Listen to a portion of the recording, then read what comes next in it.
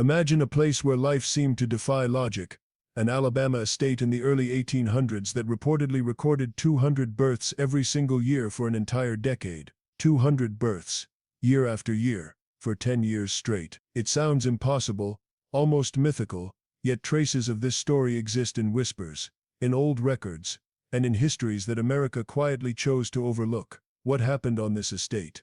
How could such an astonishing phenomenon take place? And why has it remained hidden from mainstream history for nearly 2 centuries? This is not just a story about numbers.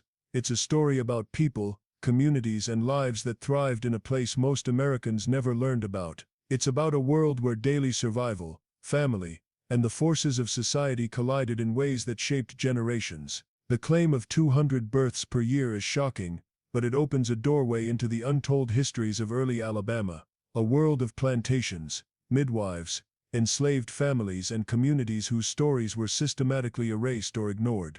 In this video, you're going to step back into the 1820s, a time when Alabama was still frontier land. Settlers rushed in seeking fertile soil, plantations spread across the landscape, and life on these estates was both brutal and complex. We'll explore how such an estate could record such astonishing numbers of births, what it tells us about the people who lived there, and the systems, social, economic, and even medical, that allowed this to happen. You'll learn why these stories were rarely documented, how historical record-keeping often overlooked entire communities, and what it means when an entire chapter of history quietly disappears from official accounts. But there's more than just history here. There's mystery, intrigue, and lessons hidden in the lives of those who came before us. You'll discover how childbirth, family growth, and community life on this estate reveal deeper truths about survival, resilience, and human endurance. You'll see how the interplay of labor, society, and the unrecorded experiences of enslaved and frontier families shaped a reality that textbooks often ignore.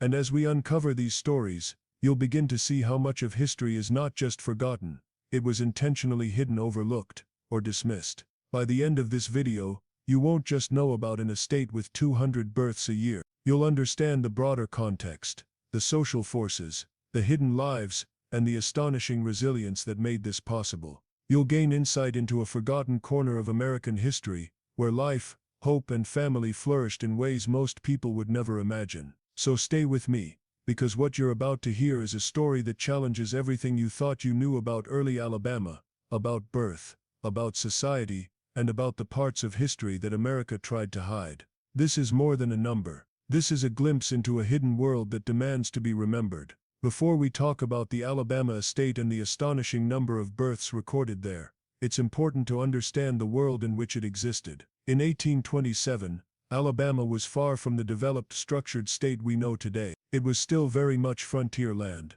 a place of vast forests, rivers, and fertile soil that attracted settlers eager to carve out new lives. The region had only recently been opened to European American settlement after Native American lands were forcibly taken through treaties and military action. This rapid displacement of indigenous communities created opportunities for plantation development, and settlers rushed in to claim the richest plots of farmland. Agriculture quickly became the backbone of Alabama's economy and society. The soil, particularly in central and northern Alabama, was ideal for cotton cultivation, which was emerging as the most profitable crop in the South. Cotton was not just a crop, it was a currency, a symbol of wealth, and the driving force behind social and economic structures. Large estates and plantations sprang up almost overnight, often with hundreds of acres dedicated solely to cotton production. These plantations required immense labor, which at the time was supplied primarily through the forced work of enslaved African Americans. This combination of fertile land, high demand for cotton, and a growing labor force created a unique environment where population growth, including births, was both a necessity and a measure of wealth. Settlers who arrived in Alabama were often part of broader migration patterns from older southern states like Georgia and South Carolina. They brought with them the plantation system, a social hierarchy that placed landowners at the top, overseers in the middle, and enslaved families at the bottom. Life on the frontier was harsh and demanding, but it also offered the promise of opportunity and prosperity for those who could claim land and establish productive estates. Towns and infrastructure were limited, so plantations were often isolated, self-sufficient communities with their own houses, farms, and labor structures. The transformation of Alabama from frontier wilderness to a plantation-driven economy also reshaped the social landscape. Families were built around labor and production, with population growth tied directly to the success of estates. Enslaved families were encouraged, or forced, to have children, both as a means of increasing labor and as a form of property that could be bought, sold, or inherited. This created a system where births were not only personal and familial events but also critical components of economic planning and survival. Understanding this context is essential to grasp why an estate in Alabama could potentially record extraordinary numbers of births. The combination of newly settled fertile land, the rise of cotton as a dominant cash crop, and the harsh social and labor structures created conditions that were extraordinary by modern standards. Life on these plantations was governed by agricultural cycles, social hierarchies, and the demands of survival in a frontier region that was still very much untamed. The environment, society, and economy all intersected to create a place where family growth, labor needs, and population management were deeply intertwined, setting the stage for the remarkable and often overlooked histories that unfolded on estates like the one we are exploring. Before we talk about birth rates on plantations, it's important to understand how life on these estates was structured. Large families were not only common among white settlers but also among enslaved populations, though for very different reasons. For plantation owners, family size and population growth among the enslaved were directly tied to wealth. Each child born into bondage represented future labor, a new worker to tend the fields, maintain the estate, or support other operations. Children were seen as an economic asset, a living investment in the prosperity and expansion of the plantation. On plantations in the early 1800s, high birth rates were often encouraged, and in some cases coerced. Enslaved women were pressured to have children, and those children became part of the owner's property. While enslaved families sought to care for and protect their children, their reproductive labor was tightly controlled by the demands of the plantation system. The combination of economic incentives and systemic control meant that birth rates among enslaved populations could be exceptionally high, especially on large estates with extensive labor needs. For white settler families on plantations, large households were also the norm. Children were not just companions, they were part of the labor force, helping with chores, tending animals, and assisting with the daily demands of the estate. Families often lived in close proximity to one another, creating a network of support that could sustain high birth rates over decades. In this environment, it is not hard to imagine an estate where hundreds of births occurred over a single year, when the combined populations of enslaved families and settler households are considered. This context may help explain the origins of the story claiming 200 births per year. While the number sounds staggering, understanding the dynamics of plantation life makes it less impossible. Estates were essentially self-contained communities, with dozens, sometimes hundreds of people living, working, and reproducing in close quarters. Births were frequent, and the population growth was monitored, recorded in family Bibles, estate documents, and sometimes informal records. Stories like the 200 births per year estate could stem from a combination of these records, oral histories, and estimates of population growth within such tightly controlled high-density environments. Additionally, the narrative may have been amplified over time. Early historians, journalists, or storytellers may have interpreted high birth rates as something extraordinary or even sensational. Yet when we consider the economics and social structures of plantations, high birth rates were not only plausible but a predictable result of the system. They were part of a larger mechanism designed to sustain labor, maintain wealth, and secure the continuity of the estate over generations. In examining these high birth rates, it is also critical to remember the human cost behind the numbers. Each child born into slavery was a life shaped by a system that saw them as property rather than a person. The 200 births per year is not just a statistic, it is a window into the social and economic realities of plantation life. It highlights the ways in which human reproduction was controlled, monitored, and exploited, while also revealing how communities, both enslaved and free, adapted and survived within these extraordinary circumstances. Ultimately, understanding plantation life and its connection to population growth allows us to see the plausibility of these astonishing claims. It contextualizes the story, showing that what may seem like legend is rooted in the harsh, complex realities of 19th century Alabama. Before we talk about the realities of birth on plantations, it's important to confront a harsh and rarely discussed truth. Enslaved women in the South were often treated not as individuals with rights or autonomy, but as economic assets whose bodies were measured in terms of labor potential and reproductive value. Plantation owners recognized that every child born to an enslaved woman represented a future worker, someone who could tend fields, care for livestock or perform household duties, and therefore an increase in the owner's wealth. This meant that reproduction was not solely a personal or family matter, it became a tool of economic strategy imposed upon the lives of women who had no choice in the matter. In many plantations, the growth of the enslaved population was an intentional objective. Some owners actively encouraged or coerced enslaved women to have children, rewarding fertility or pressuring families in subtle and direct ways. The term breeding was sometimes used in estate records or personal letters, reducing human life to an accounting of labor and profit. Children born under these circumstances were legally property of the owner, further intertwining the control of reproduction with the accumulation of wealth. In this system, enslaved women bore the burden of increasing the labor force while having no control over their own bodies, their choices, or even the futures of their children.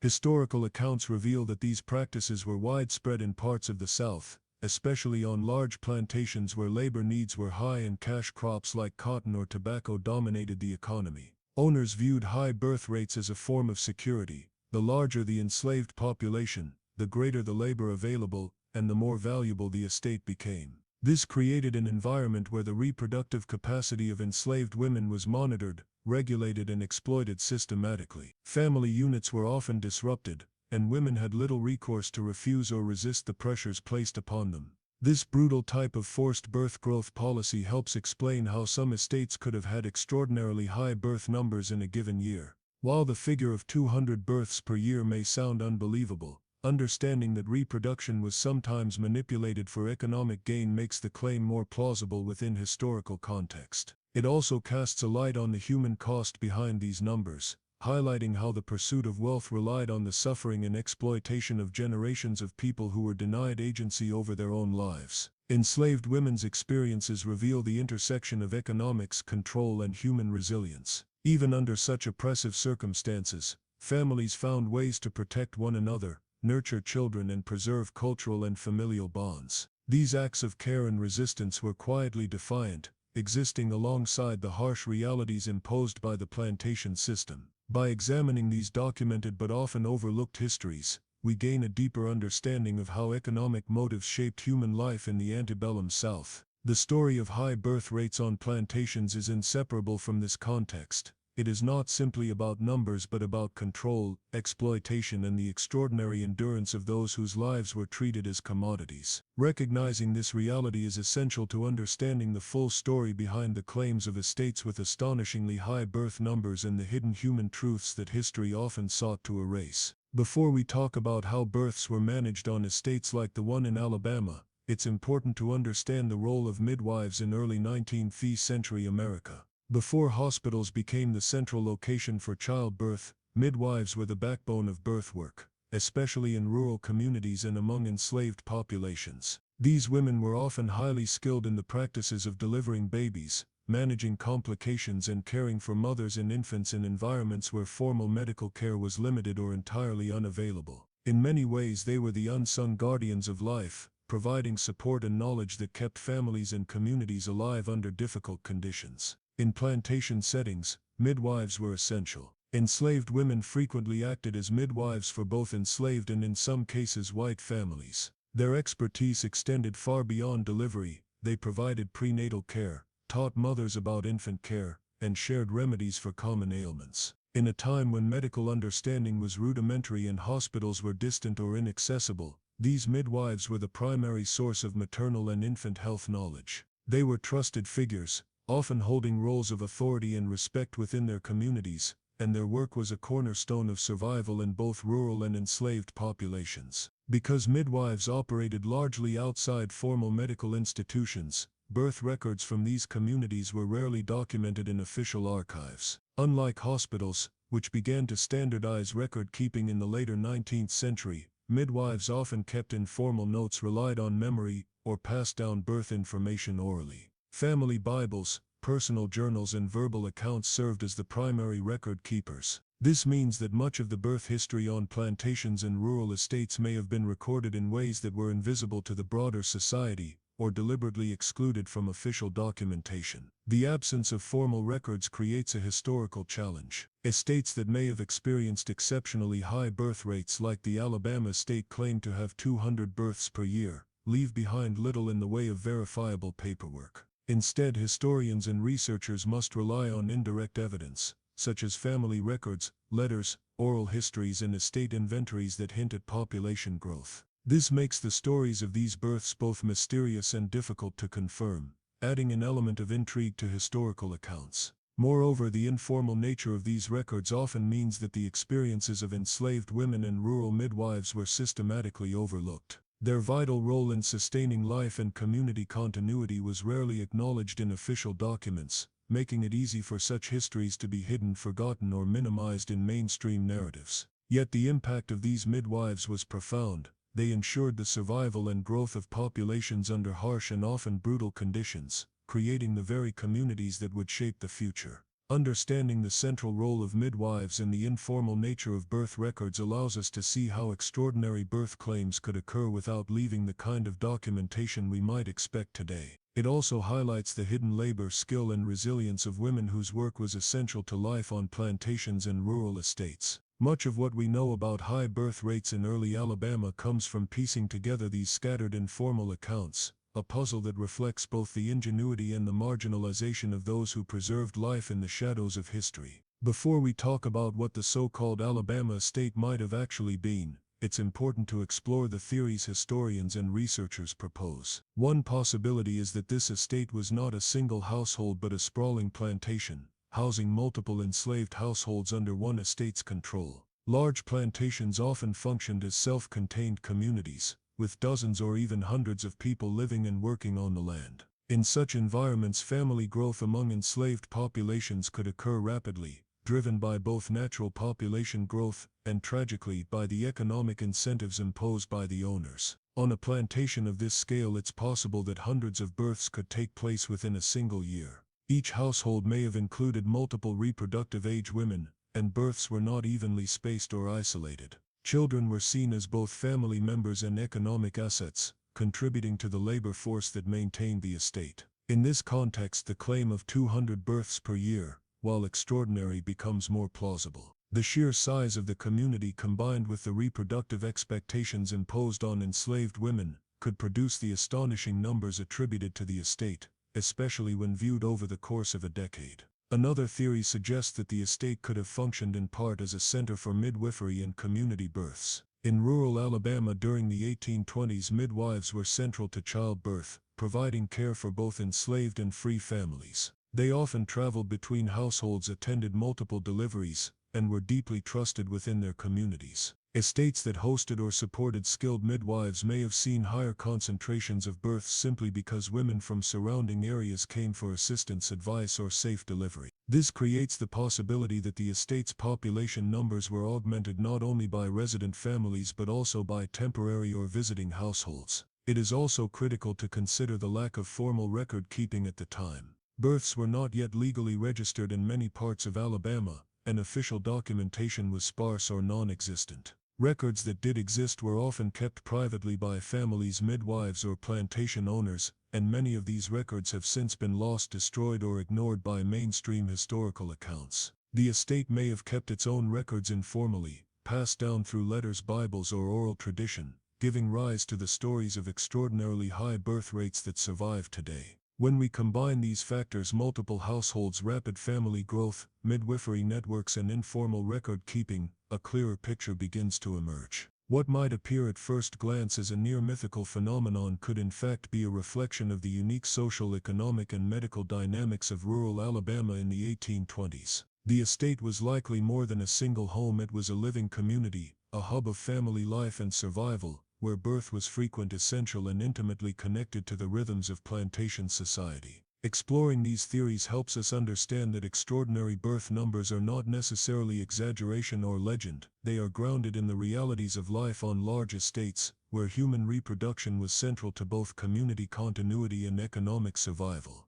By piecing together these historical insights, we can appreciate how an estate could host such a remarkable number of births and why mainstream history may have chosen to overlook or obscure these stories. Before we talk about why the story of the Alabama estate remained hidden, it's important to understand how record-keeping worked in early 19th century Alabama. In 1827, the region was still very much frontier territory, and formal systems for documenting daily life were inconsistent at best. Birth registration as we know it today simply did not exist in most parts of the state. Families often recorded births in private family Bibles, letters, or personal journals, but these were not considered official documentation. Public institutions for registering life events including births and deaths were sparse, and record-keeping varied widely from one county to the next. This inconsistency meant that many stories, particularly those of enslaved families, were never captured in the formal archives that historians typically rely on.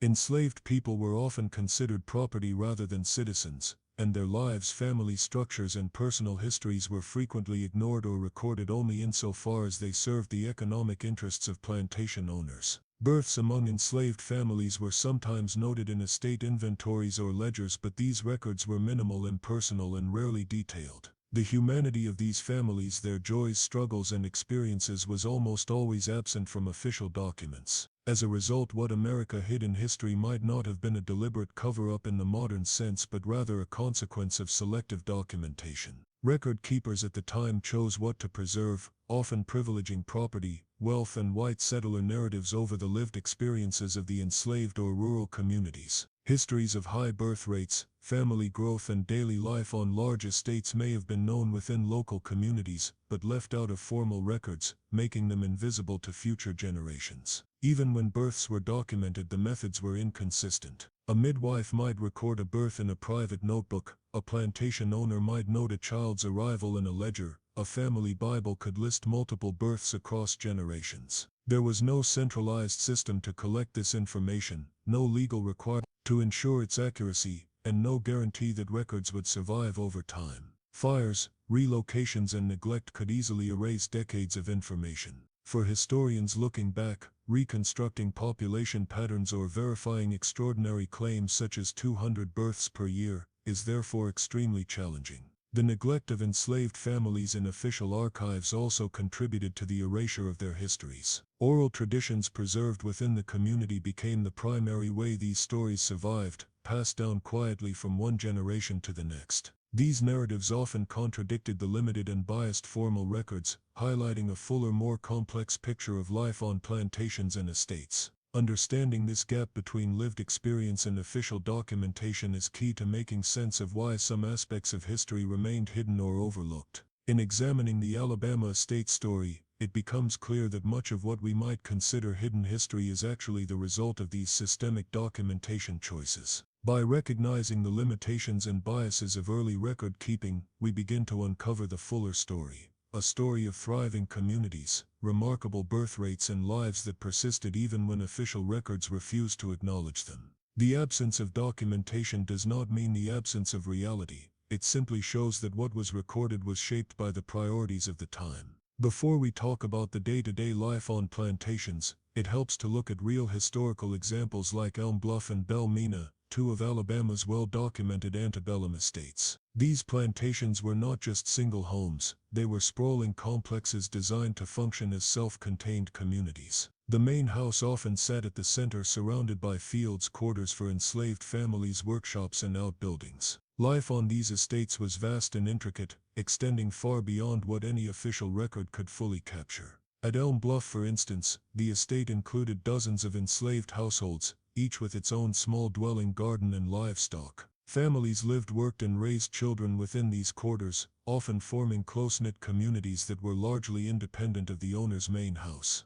Belle Mina similarly was more than a plantation home, it was a network of homes, barns, and workspaces that accommodated hundreds of people. Both estates illustrate that plantations were not merely centers of agriculture, they were bustling, living communities with multiple layers of social labor and family life occurring simultaneously. Within these complexes, births were a constant, natural part of life, yet they were rarely formally documented. Enslaved women gave birth within their quarters or with the assistance of midwives, and while plantation owners might note births in ledgers for labor tracking, the personal details of these children, their names, stories, and lives were often ignored. Children became part of the working population almost immediately, helping with chores or assisting family members, yet their experiences went largely unrecorded. This is how entire generations could grow and thrive without ever appearing in official archives. These examples also reveal the scale and intensity of life on such estates. Daily routines combined labor, household management, and family care.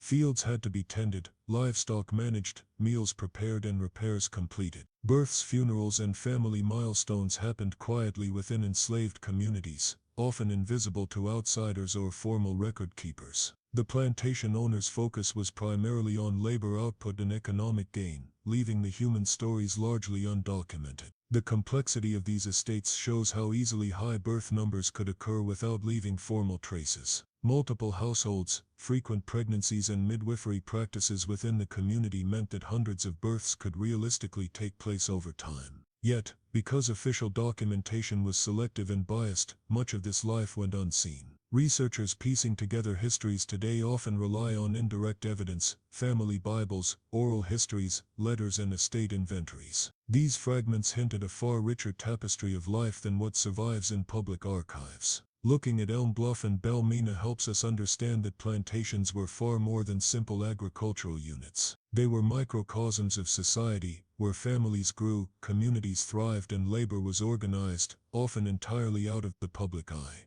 The scale of life, including births and family development, was enormous, yet largely hidden from formal documentation. Understanding the structure and social dynamics of these estates allows us to better grasp how claims like 200 births per year could occur, and why much of this remarkable history was left unrecorded, overlooked, or erased from mainstream narratives. In uncovering the story of this Alabama estate, we are reminded that history is not just what is written in textbooks, but also what has been overlooked, ignored, or erased. The lives of enslaved families, the communities they built, and the resilience they showed in the face of oppression are all part of a legacy that deserves recognition. By exploring these hidden histories, we honor the people whose experiences shaped early Alabama, whose births, families, and stories were largely absent from official records, yet whose impact endures through generations. Understanding these narratives allows us to see beyond numbers and statistics, revealing the humanity, strength, and continuity of life that persisted despite systemic oppression. It challenges us to question what we accept as history, and to acknowledge the voices that were silenced for too long. The Alabama estate, with its astonishing birth rates, becomes more than a historical curiosity. It is a testament to survival, community, and the quiet resistance of those who lived, loved, and persevered under extraordinary circumstances. If this story opened your eyes to a hidden chapter of history, don't forget to like this video and subscribe to our channel. By doing so, you help bring attention to these untold stories and ensure that the legacies of those who came before us are remembered and honored.